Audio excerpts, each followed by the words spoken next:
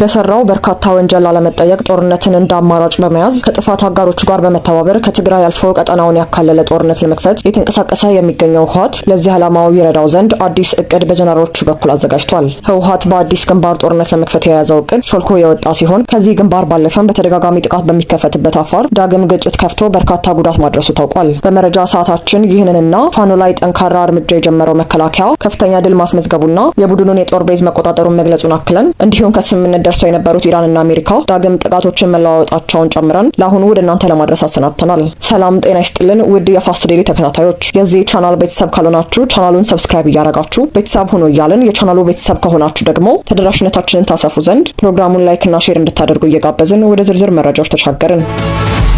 የህወሓት ኃይሎች ውጊያ ለመክፈት ያቀዱበት አዲሱ ግንባር ታውቋል። በጉዳዩ ላይ በዛሬው ዕለትም አንድ ጥብቅ መረጃ ወጥቷል። ህወሓት ውጊያ ሊከፍት አቅዶበታል ወደ ተባለ ቦታም ከፍተኛ ቁጥር ያለው ኃይሉን ወደዚያ ማሻገሩም ተሰምቷል። በወልቃይት የተጠበቀው የህወሓት ጦር በቤንሻንጉል በኩል ወደ አሶሳ ሰብሮ ለመግባት በሱዳን በኩል ጦር ማዘጋጀቱ ታውቋል። ከሁመራ በቅርብ ርቀት ሱዳን ድንበር ሸራሪና ላይ ጦር ሲያደራጅ የቆየው ቡድኑ በቤንሻንጉል በኩል ለማጥቃት እቅድ ነድፎ እየተዘጋጀ ስለመሆኑ ተረጋግጧል። በቤንሻንጉል ጉሙዝ ጥቃት ለመክፈት ሱዳን ውስጥ ጦሩን እያደራጀ መሆኑን የአቶ ጌታቸው ረዳ ምክትል ተናግረዋል። በጌታቸው የሚመራው ስምረት ፓርቲ ምክትል ፕሬዚዳንት የሆኑት ሀፍቶ ኪሮስ ለኢዜአ በሰጡት አዲስ ማብራሪያ ህወሓት በሱዳን ዞሮ ጥቃት ለመክፈት እየተዘጋጀ ነው ብለዋል። በተመሳሳይ ከቀናት በፊት አቶ ጌታቸው ረዳም በአንድ መድረክ ላይ ባደረጉት ንግግር በዳማዜን ቤንሻንጉል አቅጣጫ ውጊያ ለመክፈት አሁንም እያቀዱ ነው ብለዋል። ከቀናቶች በፊት ምንጮችን ዋቢ በማድረግ የህወሓት ኃይሎች በኤርትራ አድርገው ጦራቸውን ወደ ሱዳን እያሻገሩና በቤንሻንጉል አቅጣጫ እያሰፈሩ እንደሚገኙ መዘገባችን የሚታወስ ነው። አቶ ሀፍቶ ኪሮስም ይህንን ጉዳይ አረጋግጠዋል። ከጀነራል አልቡርሃን ጦር ጋር እጅና ጓንት ሆኖ ሱዳን ውስጥ ጦር ሲያደራጅ የቆየው ይኸው ቡድን በቤንሻንጉል ጉሙዝ በኩል ጥቃት ለመክፈት መዘጋጀቱ ከዚህ ቀደም በጭምጭምታ ተሰምቶ ነበር። አቶ ሀብቱ እንደሚሉት ቡድኑ የትግራይን ህዝብ መያዣ ከማድረግም አልፎ አሁን ላይ የኢትዮጵያ ሉዓላዊነት ስጋት ውስጥ አስገብቶታል ብለዋል። በሱዳን ዞሮ ቤንሻንጉል ላይ ያጠቃለው የሚለው ይህ ኃይል እንዴት የትግራይ ህዝብ ብቻ አጀንዳ ይሆናል ሲሉም ጥያቄ አዘል ማስጠንቀቂያ ሰጥተዋል። ህወሓት ሱዳን ውስጥ ለዓመታት ያደራጀውን አርሚ ሳባ ተጠቅሞ በወልቃይት በኩል ጥቃት ይከፍታል ተብሎ ሲጠበቅ እንደነበር ይታወቃል። ይሁን እንጂ ከቅርብ ጊዜ ወዲህ የህወሓት የጥቃት አቅጣጫ በቤንሻንጉል ጉሙዝ ክልል በኩል ሰብሮ ቆረጣ የመፈጸም መሆኑ እየተገለጸ ነው። ቡድኑ ካለፈው አንድ ወር ወዲህ ተጨማሪ ጦሩን በኤርትራ በኩል ወደ ሱዳን እያስገባም ይገኛል። ሱዳኑ የተደራጀውን በቅርቡ በኤርትራ በኩል የተሻገረ ኃይልም በጀነራል አልቡርሃን በኩል ወደ አሶሳ አስርጎ ለማስገባት ዝግጅት እያደረገ መሆኑን የሚያመለክቱ መረጃዎች ተሰምተዋል። ህወሓት ጥቃት ለመክፈት ያሰበበት የቤንሻንጉል ግንባር ላይ ከጀነራል አልቡርሃን ጦር ጋር ተሰልፎ ሲዋጋበት የነበረው ነው። በኢትዮጵያ ድንበር ላይ በሱዳን ጦርና በፈጥኖ ደራሽ ኃይሉ በተደጋጋሚ የተካሄደው ውጊያ በድሮን ጭምር እየታገዘ ስለመሆኑ ይታወቃል። ህወሓት በዚህ ግንባር ጥቃት ከከፈተ ከቅርብ ጊዜ ወዲህ እንደ አዲስ እየተደራጀ ካለው የጉሙዝ ኃይል ጋር ለማበር በርን እንደሚከፍትለትም ይገመታል። እንዲሁም በጽምዶ ቅንጅት ፈጥሯል ከሚባሉትና መተከል ውስጥ ከሚንቀሳቀሱት ኦነግ ሸኔና ፋኖ አማጺዎች ጋርም በጋራ ለማጥቃት አስቦ ሊሆን እንደሚችል ተንታኞች ግምታቸውን ያስቀምጣሉ። ቡድኑ በሱዳን በኩል ጥቃት ለመክፈት ዝግጅት ማድረጉን ያረጋገጡት አቶ ሀፍቶም ኪሮስም አሁን ያንዣበበው ጦርነት በተለያዩ ግንባሮች ሊፈነዳ እንደሚችልም ፍንጭ ሰጥተዋል። ጦርነቱ ከትግራይ አልፎ የኢትዮጵያ ሉዓላዊነትን የሚፈታተን ነው ያሉም ሲሆን ፈጣን እርምጃ መውሰድ አለበት ሲሉም መክረዋል። የህወሓት ጉዳይ ከትግራይ በላይ ነው፣ ህዝቡ በቃኝ ብሎ አምርሮ ካልታገለ ከባድ መከራ ይደርስበታል ያሉ ሲሆን የትግራይ ህዝብ ይህንን ስርዓት የመቀየር ትግል አካል ካልሆነ ትግራይ ትጠፋለች ሲሉም ፖለቲከኛው አስጠንቅቀዋል። ይህ በእንዲህ እንዳለ ህወሓት በቤንሻንጉል ግንባር ሊከፍተው ካሰበው አስቀድመው በአፋር ጥቃቶች መክፈቱንና በከፈታቸው ጥቃቶችም ከሰው ባሻገር በእንስሳት ላይ ከባድ ጥቃት መፈጸሙ ተገልጿል። የህወሓት ሰራዊት በአፋር ለትግራይ አዋሳኝ በሆነው በኩናባ በኩል ጦርነት መክፈታቸውና ከሩቅ የመሳሪያ ድምጽ የተሰማ እንደሆነ ምንጮች እየገለጹ ይገኛሉ። ከዚህ ባሻገርም የህወሓት ታጣቂ ቡድን በአፋር ክልል ዞን 2 መጋሌና አበዓላ ወረዳ ስር ባሉ ቀበሌዎች ከፍቶት የነበረው የሞርተርና ከባድ ጦር መሳሪያ ተኩስ ምክንያት በርካታ እንስሳቶች ላይ ጉዳት መድረሱን የአባላ ከተማ አስተዳደር ሰላምና ጸጥታ ጽሕፈት ቤት ገለጸ።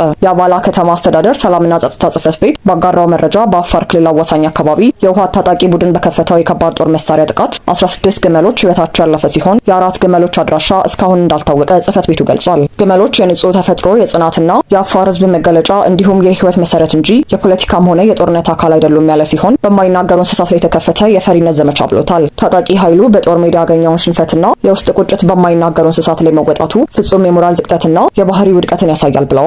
የህወሓት ታጣቂ ቡድን በአባላ ከተማ ሙርጋህ ቀበሌ ላይ በከባድ መሳሪያ 16 ግመሎችን በመጨፍጨፉና አራቱን መሰወሩ ወታደራዊ ግብ የሌለውና ንጹሃን አርብቶ አደሮችን በቀጥታ ለመጉዳት የታለመ የነውረኝነት ጥግ መሆኑን ጽሕፈት ቤቱ ገልጿል። በአፋር ዘንድ ከኢትዮጵያ ባንዲራና ክብር ጋር ተያይዞ ስም የሚወሳለት የበረሃው መርከብ እንኳን እኛ ግመሎቻችንን ባንዲራችንን የሚያውቃሉ የተባለለት የክብርና የኩራት መገለጫ በሆነው እንስሳ ላይ ቂም በቀልን በማነጣጠርና በጅምላ ጨራሽ መሳሪያ በግመሎች ላይ የተቃጣው ጥቃት በህዝብ ማንነትና ክብር ላይ የተቃጣ መሆኑን ገልጿል። በመጨረሻም የተፈጸመው ድርጊት የትጥቅ ትግልን ሳይሆን የባህልና የሰብአዊነት ውድቀትን የሚያሳይ የታሪክ ጠባሳ ሆኖ ይኖራል። እንስሳት ላይ የጭካኔ ክንድን የሚያስነሳ ኃይል የህዝብን ደህንነትና ክብር ሊጠብቅ ፈጽሞ አይችልም ሲል የቡድኑን ያልተገባ ድርጊትን አውግዟል።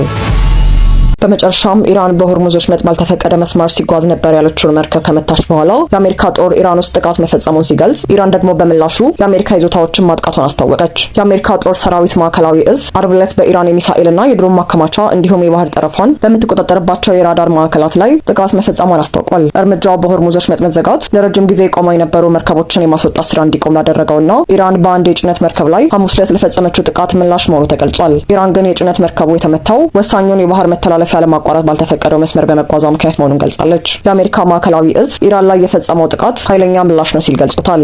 የኢራን ኃይሎች በጭነት መርከብ ላይ የፈጸሙት ተቀባይነት የሌለው ጥቃት በግልጽ የተኩስ አቁሙን የሚጥስ ነው ብሏል። በተጨማሪም በወሳኙ ዓለም አቀፍ የንግድ መስመር በኩል የሚተላለፉት መርከቦች ቁጥር እየጨመረ ባለበት ጊዜ የኢራን አደገኛ ባህሪ የባህር ላይ እንቅስቃሴን የሚያደናቅፍ ነው ብሏል። ወታደራዊ እዙ እንዳለው የአሜሪካ ጦር በሆርሙዝ በኩል የሚተላለፉ የንግድ መርከቦችን በሰላም እንዲያልፉ የሚያስችል ድጋፍ ማድረጉን ይቀጥላል። የኢራን እስላማዊ አብዮታዊ ዘብ ባወጣው መግለጫ አሜሪካ መርከቦች በሆርሙዝ ላይ ከተፈቀደው መስመር ውጭ መጓዛቸውንና የተለያዩ ምክንያቶችን በማቅረብ በሀገሪቱ የባህር ዳርቻዎች ላይ የአየር ጥቃት ፈጽማለች ብሏል። አብዮታዊ ዘቡ ዝርዝር መረጃ ሳይሰጥ ለተፈጸመው ጥቃት በአካባቢው በሚገኙ የአሜሪካ ይዞታዎች ላይ የአጸፋ እርምጃ መውሰዱን አስታውቋል። ቢቢሲ በጉዳዩ ላይ ከአሜሪካ መከላከያ መስሪያ ቤት መልስ ለማግኘት ጥያቄ አቅርቧል። በተጨማሪም ጥቃቱ የሚደገም ከሆነ ምላሻችን ካሁን የበለጠ ይሆናል ሲል የኢራን አብዮታዊ ዘብ አስጠንቅቋል። ለወራት ተዘግቶ የቆየው የሆርሙዝ ወሽመጥ በአሜሪካና በኢራን መካከል ስምምነት ላይ ከተደረሰ በኋላ ተከፍቶ መርከቦች ከአካባቢው መውጣት ጀምረዋል። የተወደዳችሁ የቻናላችን ቤተሰቦች ለአሁኑ ለእናንተ ይመጥናሉ ብታዳምጧቸው ታተርፉበታላችሁ ብለን የመረጥንላችሁን ዕለታዊ መረጃዎቻችን እስካሁን የሰማችኋቸው ነበሩ። በተመሳሳይ ሀገራዊና ቀጠናዊ ጉዳዮች እስከምንገናኝ ቸር ቆዩ።